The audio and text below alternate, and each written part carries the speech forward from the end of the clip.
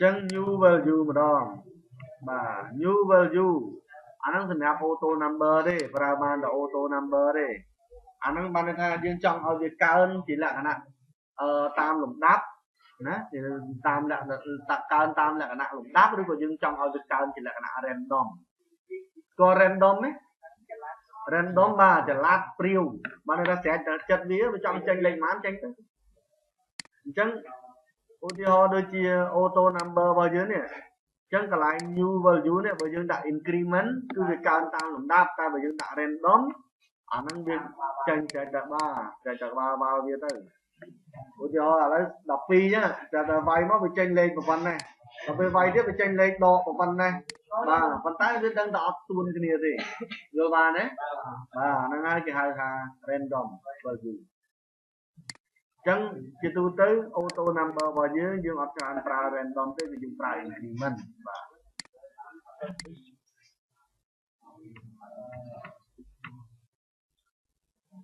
nó cái new value đấy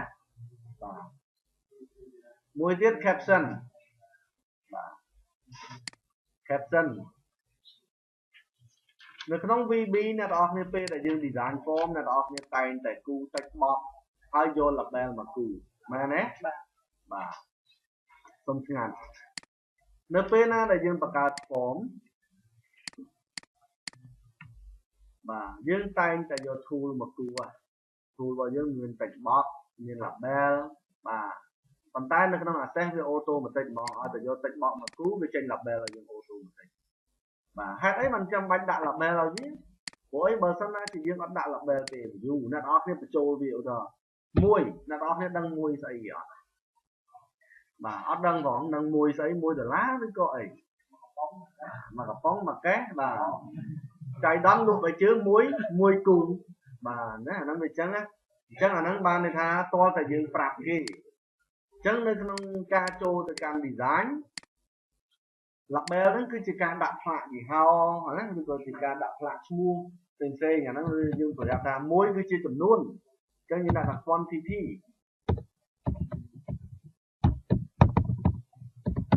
អញ្ចឹងពេលដែលគេវាយលេខ1ភ្លាមគេដឹងថាអូចំនួន1បាត់ហើយមែនទេបាទអញ្ចឹង label ហ្នឹងគឺគេហៅថាផ្លាកឈ្មោះបាទដូចវាបម្រើយើងអញ្ចឹងតាមពិតអាគារទេដល់ពេលគេដាក់ BVU ឈប់ហៅអាគារហើយបាទទៅហៅ BVU វិញណាហើយពួកយើងទៅតែមាន label ម្នាក់មួយបាទដែលមករៀនខ្ញុំហៅ label របស់យើងនឹងឯងហើយខ្ញុំក៏មាន label របស់ខ្លួនឯងដែរមិនអញ្ចឹងណាបាទអញ្ចឹងជាទូទៅ label ហ្នឹងគឺវាមាននៅក្នុង caption នេះបាទនៅក្នុង caption ហ្នឹងអញ្ចឹងនេះ field name គឺជាធាតុពិតរបស់វាដែលជាទូទៅបើអ្នកនរគ្នាដាក់តែ field name ទៅទេអញ្ចឹងពេលដែលយើង view មកវាយក field name ហ្នឹងយកមកធ្វើជាឈ្មោះ label ដែរដូចជា EMP ID EMP name អាហ្នឹងយើងអ្នកបង្កើតយើងស្គាល់កន្លែងយើងដឹងថាអូអាហ្នឹង employee ID ចុះបើដាក់ឲ្យគេប្រើបុគ្គលិកហ្នឹងគាត់អ្នក business អ្នកអីគាត់ចេះឆ្ងល់ចេះ ID អានេះ their robot គាត់ទៅដូរពីណាបាទអានយល់ទេអត់យល់ទេបាទអញ្ចឹងហើយបានអ្នក IT យើងជាទូទៅយើងបង្កើតអាតិចតិចនេះតាមពិតអ្វីដែលយើងដាក់ជាអក្សរកាត់នេះដើម្បីងាយស្រួលនៅក្នុងការសរសេរកូដទេពេលដែលអ្នកទាំងអស់គ្នារៀន VB អ្នកទាំងអស់គ្នាចាប់ផ្ដើមសរសេរកូដមុននឹងសរសេរកូដបានអ្នកទាំងអស់គ្នាអង្គុយ design text box ហ្នឹងណាយក text box យក comment ប៊ូតុងមកគូអញ្ចឹងហ៎បាទបន្ទាប់មកអ្នកទាំងអស់គ្នាចូលទៅដាក់ឈ្មោះវាហើយដាក់ឈ្មោះអ្នកទាំងអស់គ្នាដែរដាក់ឈ្មោះពេញនេះអត់ទេ text box TXT ណាចំនួនហ្នឹង QTY អញ្ចឹងទៅដល់ពេលប៊ូតុងនេះប៊ូតុង OK អញ្ចឹងយើងដាក់ BTN OK អញ្ចឹងទៅមែនអត់បាទហើយអត់ដែរដក clear វាទេដើម្បីអីដើម្បីយើងសរសេរកូដទៅឲ្យវាហ្នឹងងាយស្រួលបាទហើយយើងគ្រាន់តែកលេចឃើញតកូលវាព្រោះហ្នឹងមានតកូលដូចយើងអញ្ចឹងណាបាទដូច text box TXT បាទប៊ូតុង BTN label LBL អញ្ចឹងទៅដូច form FOM អញ្ចឹងទៅណាអាហ្នឹងតកូលពួកវាដូចយើងខ្សែតាំងខ្សែហ៊ុនខ្សែអីអញ្ចឹងដូចគ្នាបាទហើយជួនកាល label របស់យើងធ្វើឲ្យជាបើ label ហ្នឹងជាទូទៅយើងដាក់ឲ្យវាស្អាតតែម្ដង គឺយើងអាចសរសេរជាខ្មែរក៏បានឬក៏យើងសរសេរជាភាសាបរទេសតែម្ដងក៏បានឧទាហរណ៍ដូចជា employee ដក clear អីធម្មតាទៅប៉ុន្តែហ្នឹងគ្រាន់តែជាការបង្ហាញដល់ពេលយើងហៅវាមកប្រើយើងហៅអានេះមកប្រើណាចាំណាបាទចាំមើលដល់ពេលសរសេរកូដអ្នកនរគ្នាច្រើនណាស់វិញអញ្ចឹងបាទអ្នកខ្លះគ្រាន់តែមើលរូបរាងពីក្រៅឃើញដក clear គាត់មកបង្កើត field name ហ្នឹងដក clear ដែរបាទដោយ employee name អញ្ចឹងអ្នកនរគ្នាចំកាន់យើងចង់សរសេរជាខ្មែរអ្នកនរគ្នាចូលមកយើងប្រើ Unicode មួយបាទបុគ្គលិកអីចឹងដែរបាទទេបាទខែឆ្នាំកំណើតអញ្ចឹងណាដល់ពេលយើងធ្វើវាហើយអ្នកនរគ្នាមើលនៅក្នុងហ្នឹងវាចេញអញ្ចឹងមែនប៉ុន្តែនៅក្នុង address វាគ្រាន់បើជាង VB ត្រង់ថាវាលឿនចាំមើលអ្វីដែលយើងបង្កើតហើយ label ហ្នឹងយើងសេរីវាពីក្នុង table ទាំងអស់ដល់ពេលហើយបានយើងចាប់ដើមយកទៅដាក់នៅក្នុង form យើងគ្រាន់តែ select យក table ហ្នឹងមកយើង click add form មកវាចេញ label ឲ្យយើង automatic មកឃើញអត់បាទហើយអាណាដែលយើង format មាន slash មាន tray មានអីវាចេញឲ្យយើងទៅស្វ័យប្រវត្តិបាទអញ្ចឹងគេកែវានៅក្នុង table ហ្នឹងបាទនេះអានេះគឺជា label អានេះគឺជា text box ហើយបើមិនជឿទេមកស្ដាំបញ្ជាក់វាមកប្រូវិធីចង់ដឹងថាមួយហ្នឹងលក្ខណៈវាជាស្អី text box ចុះមួយនេះ label ឃើញទេបាទ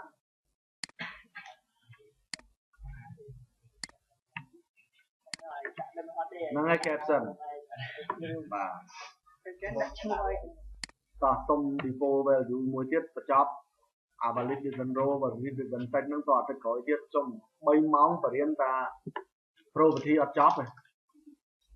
បើទៅ2ម៉ោងចុះដល់ថ្ងៃនេះខ្ញុំរៀងរវល់ដែរហើយយើងវាមានបញ្ហាផ្សេងដូចជាការមកពីខ្លះអូខេ default value ម្ដង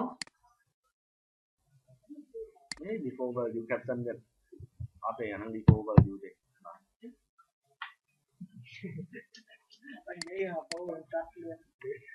បាទ default ទៀតថា default គឺធ្វើឲ្យវាមានប្រាប់បាទធ្វើឲ្យវាមានប្រាប់មានប្រាប់ឧទាហរណ៍ដូចជាឥ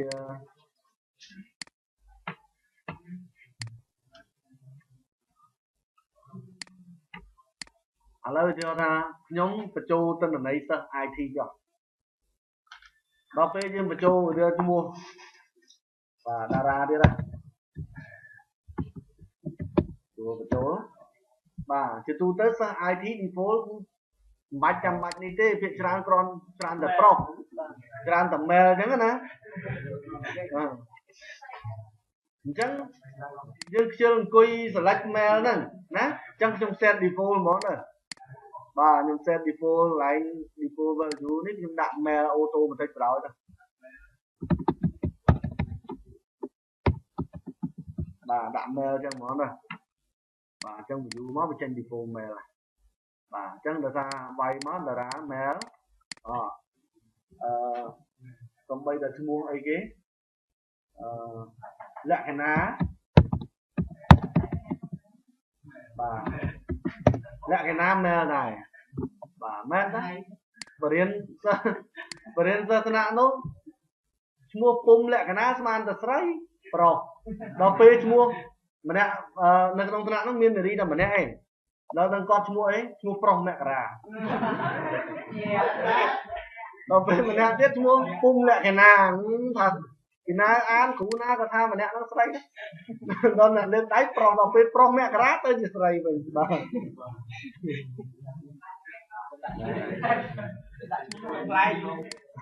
ហើយណាក់មួយគ្នាទៀតណាអូខេអញ្ចឹងឲ្យអ្នកនរគ្នាយល់ណាថា default គឺអញ្ចឹងប៉ុន្តែ default យើងកែវាបានឧទាហរណ៍ដូចជាអីគេបាទឧទាហរណ៍ដូចជាលក្ខណៈហ្នឹងតាមពិតមិនមែនទេស្រីទេអញ្ចឹងយើង select ដូរមកពេលស្រីវិញទៅតែ default ជាទូទៅនេះវាចេញនៅក្រោយនេះវាចេញ default ចេះដូច default នេះតែងតែដូចបញ្ចូលបុគ្គលិកនៅស្ថាប័នព្រឹទ្ធសភាអញ្ចឹងជាទូទៅច្រើនតែរៀបការហើយពួកគាត់បាទអញ្ចឹងយើងមិនបាច់ប្រហែលអង្គុយ thích ដាក់ default ឲ្យគាត់តែម្ដងបាទ default គឺដក1 default yes បាទ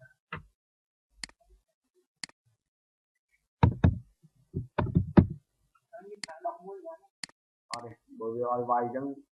បើវាចេញ no តតែវាយចាបើអត់ចេញទេជួនកាលវាដាក់លេខ0អានោះយើងវាយតម្លៃចូលដូច exchange rate ដូចជា salary default 0ណាបាទណាអានេះតែពេលណាដែលយើងបញ្ចូលឲ្យតែបញ្ចូលមកពេលវា click ឲ្យយើង automatic មកប៉ុន្តែ default ហ្នឹងមិនមែនទេណាប្រយ័ត្នផងជួនកាលអាងតែវាទៅ automatic ខ្ជិលនេះភ្លេច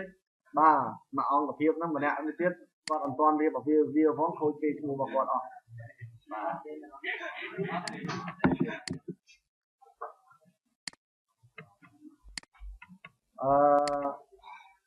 ចឹងមួយទៀតដូចជាថ្ងៃខែលក់ទំនិញថ្ងៃខែអីហ្នឹងណាដូចជាប្រព័ន្ធគ្រប់គ្រងនៅមន្ទីរពេទ្យអីគេរក់ដែលទើបបង្កើតថ្មីធម្មតាតែគាត់កើតលៀមគេកត់ផ្លែតអញ្ចឹងវា default ថ្ងៃហ្នឹងដូចលក់ទំនិញអញ្ចឹងតែដល់ថ្ងៃគឺគេលក់ទំនិញថ្ងៃហ្នឹងព្រាមណាអញ្ចឹង default date នេះខ្ញុំចង់ឲ្យវាចេញ default បច្ចុប្បន្នតែម្ដងអញ្ចឹងធ្វើម៉េចដើម្បីវាចេញថ្ងៃខែបច្ចុប្បន្នអញ្ចឹងចូលកន្លែង default value ហ្នឹងនៅក្នុង date time បាទ default value យើងសេកូដមួយគឺ smart date បានវាយកថ្ងៃបាទ date បិទបើកវងកញ្ចក់អញ្ចឹងវានឹងយកថ្ងៃបច្ចុប្បន្នយកមកដាក់ខែ8ថ្ងៃទី30អញ្ចឹងដល់ពេលយើងបញ្ចូលគេរកម្នាក់ហ្នឹងកើតនៅថ្ងៃឈ្មោះ AA កើតនៅថ្ងៃហ្នឹងភេទប្រុសបាទ BB CC ឃើញទេបាទអញ្ចឹងយើងមានភាពងាយស្រួលបានម៉ោងយើង set ម៉ោងថែមមួយទៀតព្រោះថ្ងៃខែយើងមិនអាចដាក់លេខជាមួយម៉ោងបានទេគឺយើង set ថែមមួយទៀតមកបាទហើយចង់ឲ្យវាចេញម៉ោងបច្ចុប្បន្នគឺយើង format នៅកន្លែង default គឺស្មើថែមម្ដងបាទ